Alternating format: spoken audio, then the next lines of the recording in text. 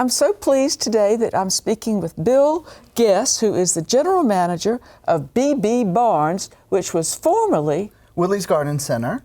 We're now B.B. Barnes. We have 2 locations, one in Irmo and one in Northeast, and I'm the manager at the Northeast store. Okay, and although y'all have everything in the sun out there, today we're particularly going to talk about houseplants. Houseplants, tropicals, we've got a whole selection here. And we've all been, these are fun to talk about because everybody's been so stressed about getting their yard watered because we've had periods where we didn't get any rain. One nice thing about houseplants is you don't have to be quite so worried about getting them watered. And you can enjoy them even when it's hot outside. Yeah. Well, let's start down here with Absolutely. some that you said are super easy. These are the easiest houseplants that you can really get.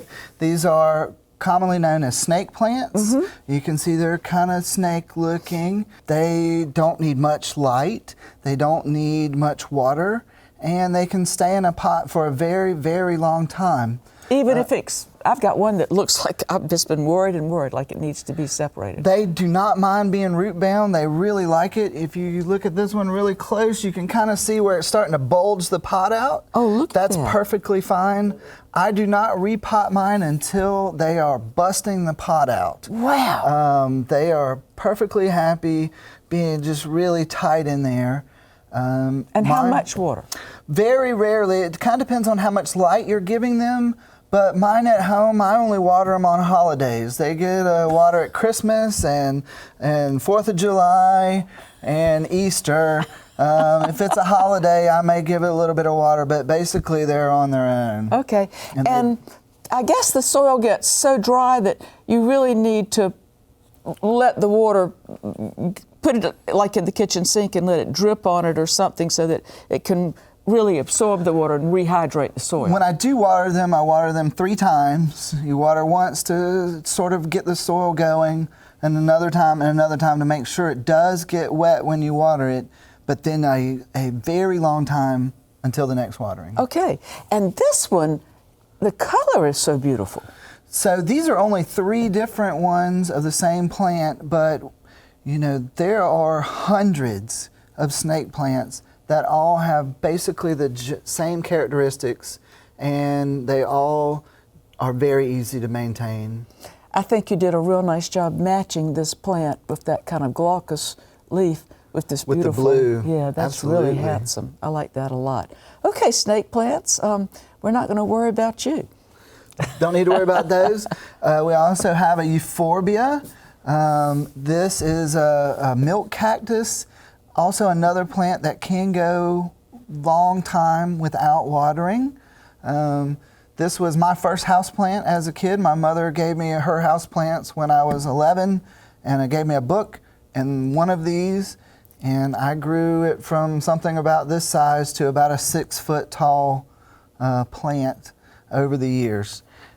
This one, the color is very unusual, though. The color will vary. This one has been in a lot of bright light, so it turns red and pink. If it has a little bit less light, it may be more green.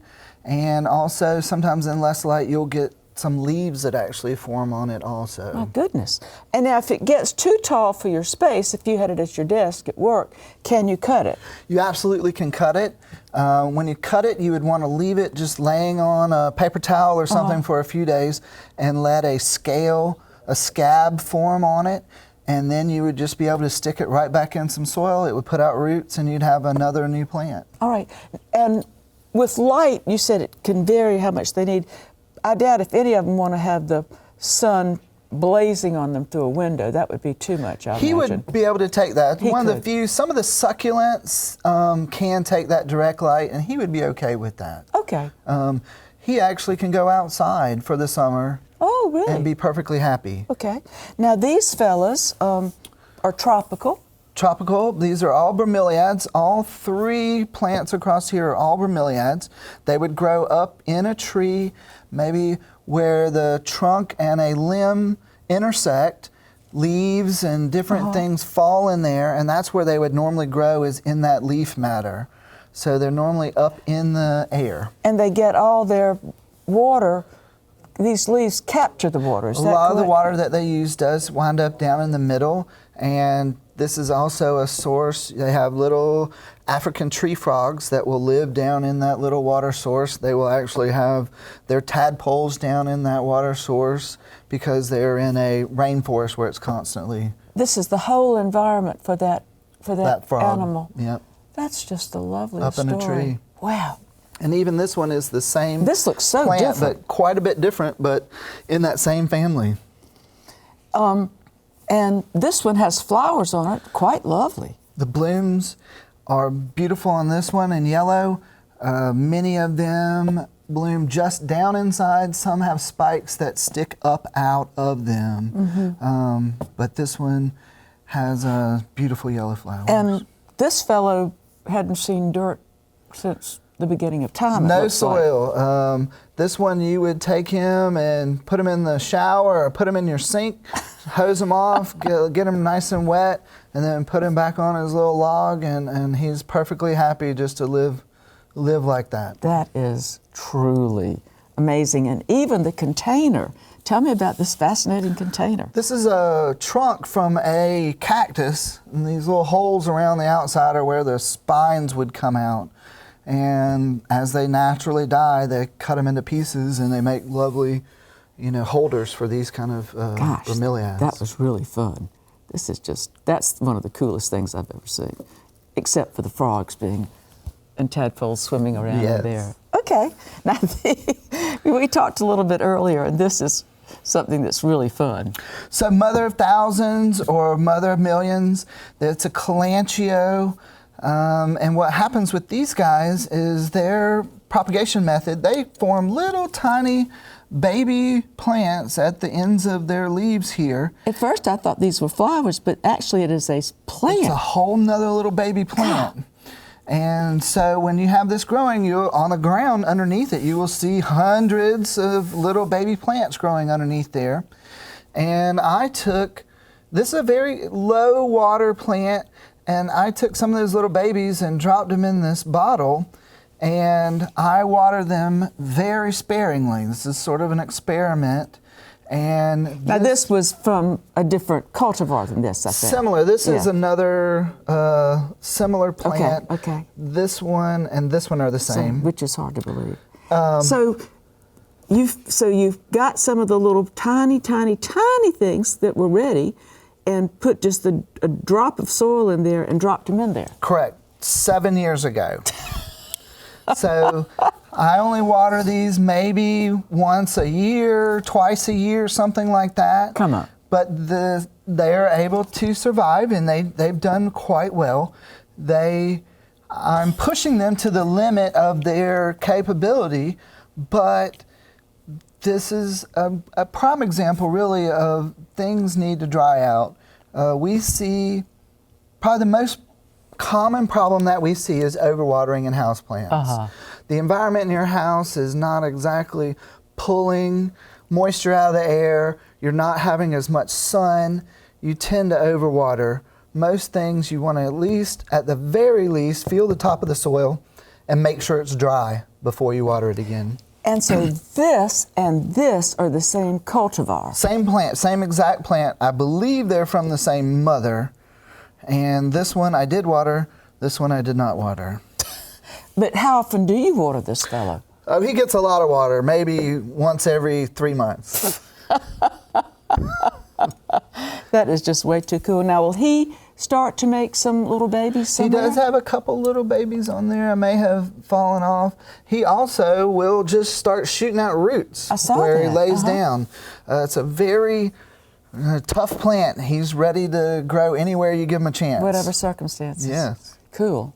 Now, you said this peace plant is probably the most, the number most one, common. Yeah, I mean, this is one of the most common plants that you're going to see out there anywhere. And he would be more on the moist side, would like a little bit more water, but also needs to dry out. I'm going to turn it back because this spathe and spadix is such a handsome, beautiful structure. That's gorgeous, and they keep putting these out. We want to cut these off as soon as they look bad. It will help encourage it to put out new ones. And these will actually tell you when they need water. when they're growing and they're perfectly well watered, their little points of their leaves are straight up. As they dry out, they will kind of curl over. Soon as they hit that curling over point, that's when you want to water.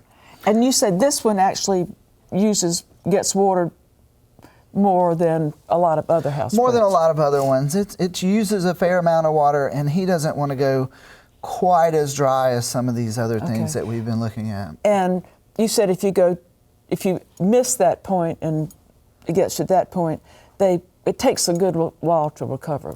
It does. They can go completely flat. They will lay out completely flat. You'll water them and they'll stand back up. But it's stressful. I understand. So you may not get blooms after something like that. Oh. It takes a while for it to recover. That point is where we want to be, is just a little dry. So ficus tree, Ficus benjamina is another one of those very, very widely distributed houseplant. You'll see it in every mall, every bank. That does not look like something I've seen in a mall. This one has been grown to be variegated. It's also, the tip of the leaf doesn't come to a point. It's kind of rounded off. This is Ficus triangularis because the leaves are triangle shaped. Again, kind of one of those things where when they keep looking for something different and they'll select for a certain trait and keep selecting for that trait until you wind up with what looks like basically a completely different plant. That's quite fascinating looking, I think. It's the neatest Ficus benjamina I know of. Low light? It can go into some lower light, but he would be happier in bright indirect light. And they're known for being finicky. If you move them, they might drop a few leaves. And then you don't stress out about that. Let it realize where it's living. But every time you move him around, I'm going to take him back, and he's probably going to lose a few leaves when I take him back. Okay. He's a real homebody. He likes to be in the same his own spot. That is true. And then next to it, that's a philodendron. That's a monstrosa. Everybody's into monstrosa. You can get t-shirts and bumper stickers, and you'll see it all over the internet. Everybody is very thrilled about monstrosa. Why? Because it's just a great plant. It's super easy to grow. You've got these cut leaves in it, and if you ever make it down to like South Florida, you'll see them growing right up the side of a tree. Really? And they can have leaves up to 2 or 3 feet around. But it makes a great house plant. He is fairly easy to maintain. Just let him dry out a little bit. Again, one of those things, don't overwater it. He needs to dry out a little bit. If it starts getting tall, do you need to give it a support sometime? They absolutely need a support. He does not make a trunk, so he needs something to lean on, a stick or a pole or something along those lines. Well, there are all kinds of, y'all probably have stakes. Pretty things that you could, rather than just a plain old tomato stake. But you'll see, I saw somebody come into work the other day with monstrosa earrings on. So they're very, very popular. They're very, very And then you said, since these are in the house and people have children or dogs now, I guess everybody has dogs and cats, and says, what about things being poisonous? And normally, I mean, everything, if you eat enough, you'd have to eat like bushels and bushels of these things to get toxic levels. But you said this last plant, which is very attractive, you do actually warn people about. That's a Dieffenbachia, and its other name is dumb cane, and it can affect your vocal cords, and it can make you where you can't speak. So we talk about what plants are toxic. Most of them simply aren't that toxic. This one, we do want to make sure that we are careful that you're not letting kids play with it, dogs play with it, and if you're doing pruning and stuff, maybe don't lick your fingers. Be careful, Well, what else, but what are the good attributes? The good attributes is that it will grow in a variety of conditions. The leaf coloration, we have probably 8 different ones, with like Bengal stripes and dots and solid greens and you can see the dots on this one, and that does have a trunk, so he can grow straight up with a solid trunk and maintain his own. So if you want that look, this is a good plant for that. He's a great plant, and they've been around for years and years. This is probably one of the first house plants. So even back in the 60s, 50s, Dieffenbachia were a house plant. Which probably means they're pretty easy. That they've been around, they've stayed around because they're popular and easy. Okay. Well, I've just am fascinated. And a few of them can go outside in the summer, but most of them don't want that much light. Correct. So they all could go outside. They've all were outside somewhere at some point in their So if you had a bromeliad, he would want to be in the shade outside. Sure. Okay. The euphorbia could go out into almost full sun. Okay. These guys can go out into full sun also.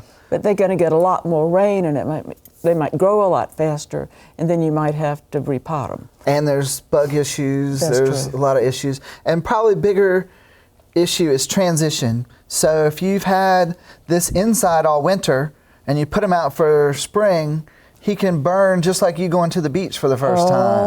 So you want to be very careful transitioning them out, and then also bringing them inside for the winter. You could be bringing bugs that were sort of naturally under control outside. Once you bring it inside, there's no natural enemies, and all of a sudden you're having a bug infestation. So I think a lot of people get a hose with a wand on it and wash them off outside, kind of, hold it upside down and wash Absolutely. before they bring them in. Yeah. Bill, I've just had such a good time learning about all of this.